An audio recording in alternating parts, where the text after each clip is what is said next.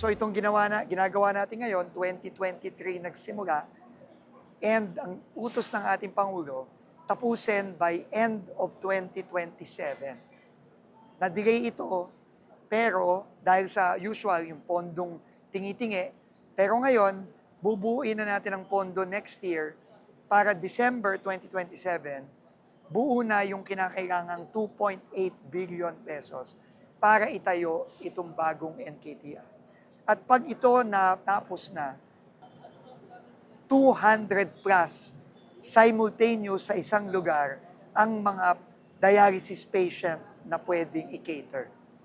Napakalaki nun, more than double yon nung existing natin ngayon. No? At ang sinabi sa akin ni Doc Dator, yung head ng NKTI, it will be the single biggest dialysis center in Southeast Asia. Ang programa natin, magamot natin yung mga nagkakaroon na ng kidney disease at ma-prevent yung hindi pa nagkakaroon ng kidney disease.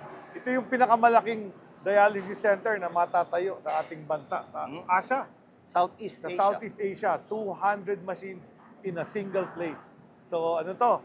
Monumental project ng legacy ni President BBM. So, ito pong proyektong to, tulong-tulong po to ng DPWH, DOH, at itong sektor ng GOCC.